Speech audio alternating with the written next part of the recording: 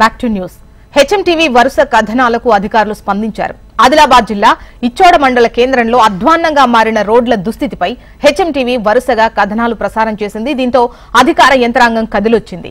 బస్సులు నిలిపే చోట డ్రైనేజ్ నీటితో నిండిన బురదతో దయనీయమైన స్థితిలో ప్రయాణికులు పడుతున్న అగచాట్లను కళ్లకు కట్టినట్లు చూపించారు. చెలించిన అధికార యంత్రాంగం వేగంగా స్పందించి ఆదిలాబాద్ మరియు నిర్మల్ వైపు ఉన్న 2 బస్ స్టాపుల్లో బురదను తొలగించి శాశ్వత పరిష్కారంగా బీటీని వేయించారు.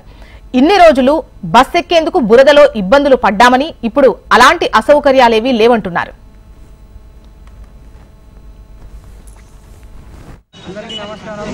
ఈ 4 నెలల నుంచి 6 నెలల నుంచి రోడ్ పని వస్తుంది. దానిలో వర్షం స్టార్ట్ అయింది, బాగా బురద అయింది. హెచ్ఎంటీవీ ఒక న్యూస్ చేసిన దాని తర్వాత 2 రోజుల తర్వాత ఈ చాలా మంచి పని జరిగింది. నేను హెచ్ఎంటీవీకి థ్యాంక్స్ చెప్తా, మా ఇచ్చోడ తరఫున కూడా థ్యాంక్స్ చెప్తా.